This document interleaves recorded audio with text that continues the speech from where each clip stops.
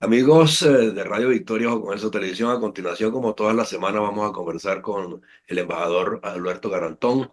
Por supuesto, Colombia, pero de Colombia yo quiero comenzar hoy con una observación, Alberto, y es que eh, las personas afectadas en Catatumbo ya pasaron de 50.000 a 100.000 prácticamente. Dicen que 80, pero o sea, esas cifras nunca son reales. El caso es que es una complicación masiva de una población entera que la han desplazado con unos fines bien aviesos y bien extraños que todavía no se han hablado con claridad. Y todo el mundo sabe y sospecha pues que esa zona, de hecho, pues está sembrada de coca y que pareciera que la puja allí entre los distintos bandos es quien se apodera de esos grandes sembradíos y su explotación.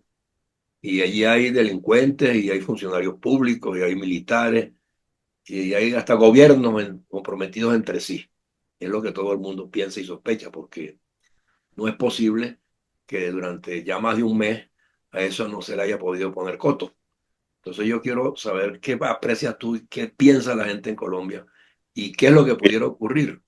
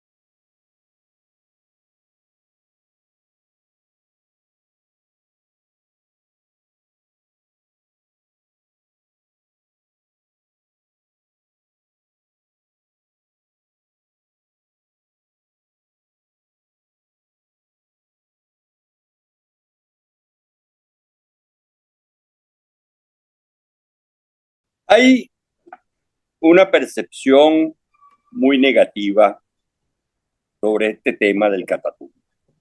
Primero porque se le fue de las manos al gobierno. Como habíamos hablado antes, este conflicto tiene en el Catatumbo más de 50 años, que cada una de las partes involucradas, que no eran tan fuertes como ahora, llámense las FARC y los helenos, tenían una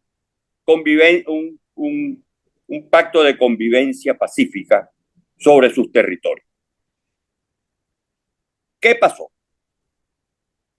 A raíz del fortalecimiento de los helenos, del ELN, y el proceso de paz que eh, mutiló hasta cierto punto una parte importante de la FARC, que era el grupo fuerte, Sí.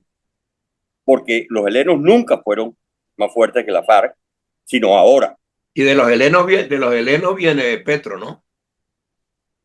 No, Petro viene del M-19. Ah, del M-19, ok. Pero ellos estaban combinados unos y otros, ¿no? Ah, no, claro, ellos, cada quien en su grupo tenían sus cuotas de territorio. Sí. El problema es que a raíz de la intervención y de los contactos y el fortalecimiento de los helenos en el territorio con ayuda del gobierno venezolano, tan es así que parte importante de los helenos, la mitad de los guerrilleros de esa zona, curiosamente me enteré que eran una gran parte, son ex guardias nacionales Caramba. entrenados en Venezuela y que pasaron a formar filas en la FARC en el Catatumbo. Ya. Todo esto viene por el apoyo que le dio el gobierno, no solamente en territorio, en apoyo, en armas, y el contrabando del narcotráfico, que es el meollo de todo el problema. En estos días se habló supuestamente de un decomiso de armas venezolanas en manos de estos grupos Pero y, eso fue en el Meta. y Eso nunca, no, pero nunca se aclaró ni qué cantidad ni quién las tenía no, en su sí, poder. sí, Sí, eran 13 fusiles, una ametralladora, municiones y uniformes y esas cosas. No, y, no era una cosa y tan, eso, tan, eso es tan, insignificante para el armamento que esa gente tiene. por supuesto.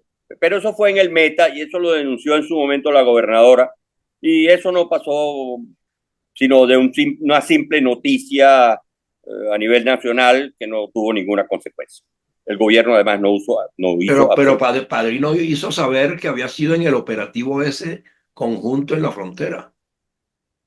Sí, pero eso fue en el Meta, eso no fue en la No, te frontera, digo eso lo fue que dijo, más adentro. lo que dijo Padrino a propósito de, ¿no? No, Intentaron vender que en ese operativo común en la frontera habían decomisado, pues, no sé cuánto, habían desmantelado no sé cuántos campamentos y habían decomisado unas armas venezolanas. pero ¿dónde están los resultados? Eso Porque es que se ha ese es el punto, ese es lo que me pregunto yo. capturado a nadie, A nadie, sepamos, no ha pasado absolutamente nada, ningún aparte cabecilla, de declaraciones a la prensa. ningún cabecilla ha caído. Nada, y además Petro le reclamó al gobierno de Maduro y a el ex ministro de la Defensa, Iván Velázquez, que, Renunció. claro, renunció la mitad del gabinete y la Y otra entonces, mitad se la y ese operativo que queda acéfalo entonces. Pero fíjate el detalle, el país ardiendo, crisis ministerial. Fíjate tú, el de los 214 compromisos o promesas de Petro, se han cumplido 27, Imagínate. es decir, el 12,5%. Ujú. Falta de gerencia, ministros sin experiencia, metas ambiciosas, ausencia de liderazgo, los resultados de Petro. Asum, sumen a Colombia en el peor de las crisis de orden público en la última década, con el clan del Golfo, los helenos, la FARC, cada vez más grandes y más poderosos. Entonces, Ajá. en medio de toda esta crisis que no se ha resuelto, Petro se va para Dubái, deja el rancho ardiendo, con el ejército minimizado porque no tienen armamento. Acuérdate que los helicópteros están en pie, Sí. las manos atadas, no tienen, mandaron 300 hombres. ¿Cómo van a luchar 300 hombres contra una guerrilla de 2, 3,000 hombres sobre las armas? Y además, expertos en la zona, apoyados y además camuflajeados en la frontera, apoyados por la frontera, pasan para el lado venezolano. Los militares no pueden pasar para el lado venezolano y se protegen del lado venezolano y los protege el ejército venezolano y los componentes armados venezolanos. Entonces, como tú acabas de decir, ya pasan de los 80,000. Tú puedes tener razón que a lo mejor son 100,000, pero bueno, ya más de 80,000 es una cifra Bien significativa, ¿no? muy significativa. A todas estas, los refugios que se crearon o se implementaron en Cúcuta están abarrotados y la gente no haya que hacer.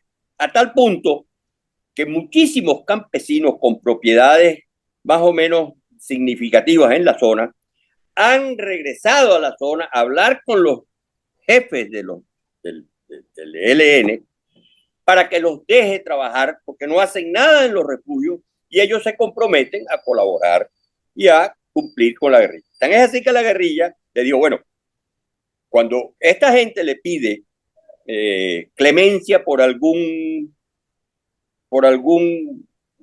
persona que ellos consideran que ha violado la ley o que cualquier tipo O rompió el pacto, por ejemplo. rompió el pacto, entonces le dicen, bueno, nosotros los vamos a perdonar, le vamos a dar cárcel por cárcel, pero si ese señor se fuga, ustedes pagan con su vida.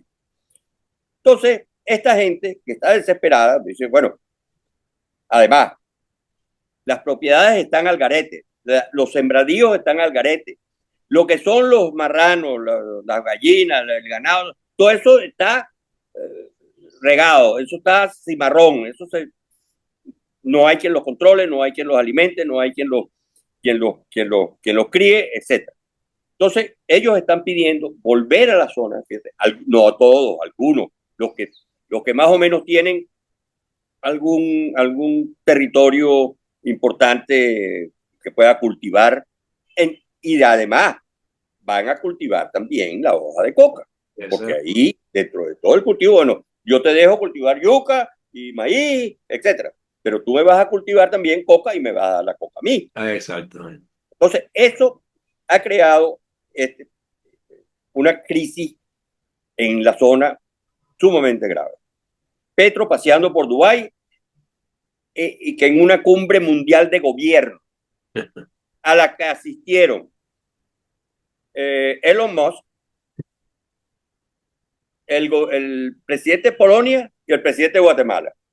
Petro se llevó al resto del gabinete que no había renunciado, o sea, la mitad del gabinete, en un viaje dispendioso que además incluía los Emiratos, Dubái, Kuwait y Arabia Saudita. Regresa el 16, o sea, que el país ardiendo y este señor paseando y declarando desde allá por X sobre, por ejemplo, el SIDA. Dio unas declaraciones contra el SIDA que se la refutó todo el pueblo. Ya lleva 1 millón de refutaciones por el término contaminación con los medicamentos que importó Colombia, que van la panacea para el SIDA, que no es verdad, y lo refutaron los médicos. Entonces, arma sin necesidad unas polémicas a nivel nacional que no se justifican. Eso es es distraccionista porque no tiene resultados que entregar. Y mientras tanto, sigue el pleito con el hijo, que le volvieron a reabrir el juicio en Barranquilla en estos momentos, y le están probando los pasajes de 3 millones de pesos cada uno, las compras de la mujer en Carolina Herrera, en Zara, en todas las supertiendas caras, que no lo puede justificar con el salario que tenía como miembro del Consejo Legislativo de Barranquilla. Entonces, todo este lío armado, y encima el otro que quedamos de hablar esta semana sobre el juicio del presidente Uribe, cuyo abogado, Jaime Granado, logró que... lo suspendieron. Bueno, sabemos, Uribe está procesado por acusaciones por los delitos de soborno de testigos y obstrucción penal y fraude procesal. Que en principio fue Uribe el que provocó este juicio, porque él acusó a Iván Cepeda en el 2018, que era congresante, y Iván Cepeda lo contraataca, y en ese pleito Iván Cepeda logra que los testigos que estaban presos, valga la redundancia, testificaran contra Uribe. Entonces, la acción ya decretada por el juez Ramiro Reaño decidió la suspensión la suspensión inmediata del juicio. Sí. Esto fue antes de ayer, que se encontraba en su etapa probatoria hasta tanto se resuelva a fondo la acción de amparo interpuesta por la defensa del exmandatario. La medida fue tomada en consideración a las actuaciones de la jueza encargada del caso original. La semana pasada, Sandra Viviana Heredia, que la acusaron, entre otras cosas, según la defensa, había vulnerado los derechos al debido proceso al rechazar de manera arbitraria una reacusación en contra de Uribe. Ahora bien, esta señora se le ha comprobado que está parcializada. Por lo tanto, la están apartando del juicio hasta tanto el tribunal decida eh, designar un nuevo juez para el juicio. Todo este lío de todo lo que se está buscando al final de todo es que para octubre, ¿por qué no te la fecha?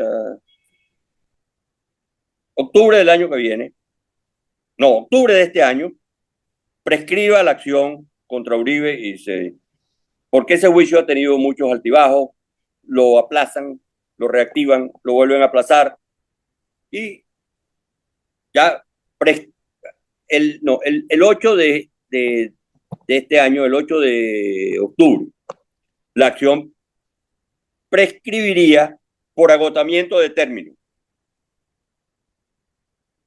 según los abogados de Uribe, dilatando los lapsos. Entonces, en ese momento, en este momento así se encuentra la situación del juicio de Uribe. Está suspendido, esperando a que se cumplan los plazos para que prescriba, pues, porque ese es un juicio de nunca acabar. Ahí está, es un juicio que no es judicial, es un juicio político. Político, sí. Que aprovechando la coyuntura de que este es un gobierno de izquierda y que tienen gente a favor de ellos en todas las instituciones del Estado, aprovechan, bueno, vamos a aprovechar la fiscalía para que la fiscalía Sí, intervenga. es para mantener como vivo y caliente el tema, consciente de que Uribe en la calle y cada vez que se moviliza está generando de verdad concertar al pueblo a su favor. Y en las elecciones eso va a ser clave, no va a ser determinante. Por supuesto que va a ser determinante. No. Y otra cosa que va a ser determinante en las elecciones es la ruptura de Francia Márquez con Petro. ¿Por Exacto. qué?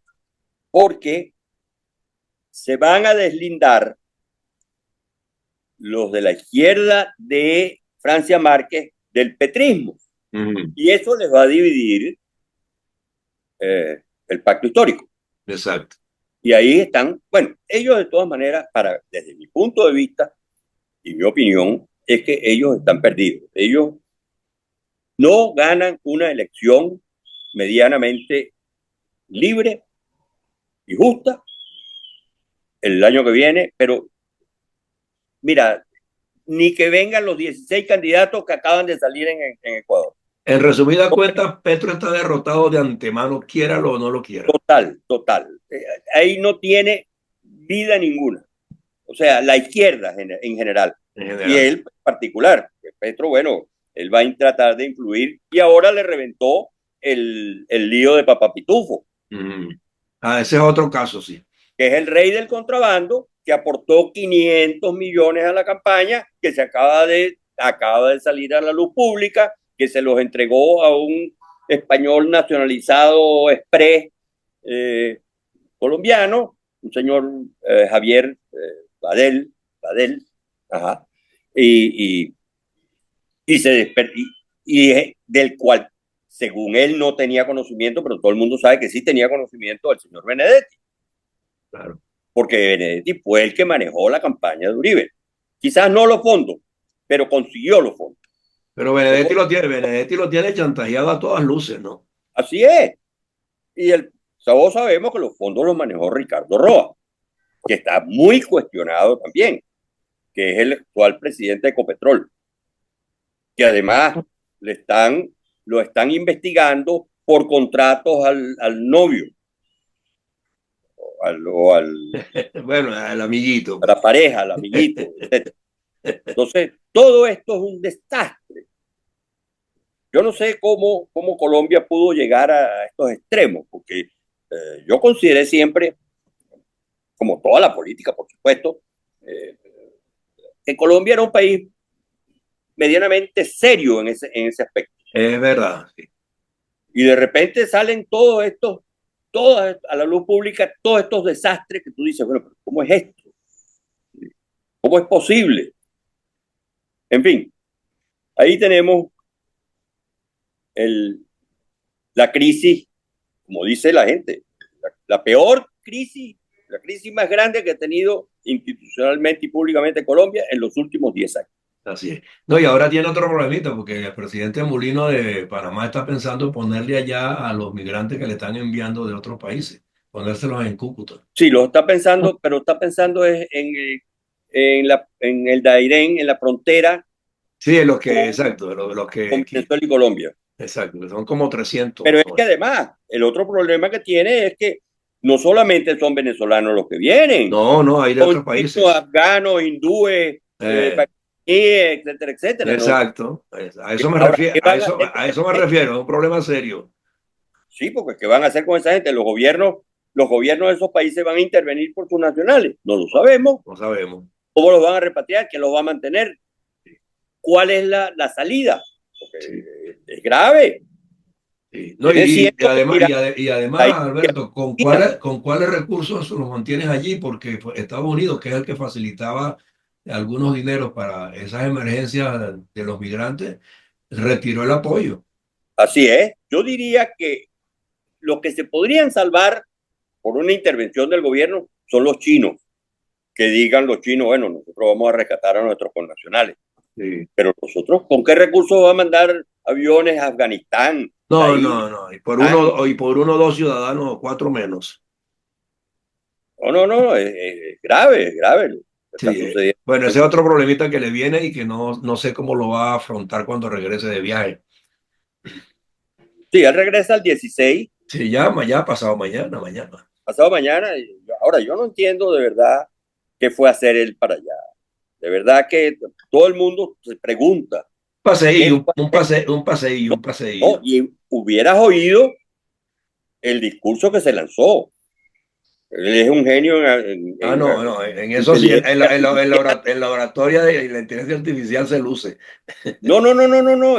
Y la filosofía Sí, y sí. la destrucción del mundo y de quién son las nubes, a quién pertenece. No, No, no, no. son discursos inentendibles, eso no tiene. Totalmente, totalmente la burla Sí, de todo sí. el país. Entonces, yo no entiendo. Bueno, él goza con su caramelo, como dicen en criollo, ¿no? Así es. Bueno, Alberto, de todos modos, hay tela para cortar bastante, así que No, sí, claro, por supuesto. la semana que viene vamos a Bien, estar muy atentos. así es. Bueno, un abrazo, se me Un cuida. abrazo, Antonio, gracias. Buen fin de semana. Igualmente. Hasta luego. Cuídate.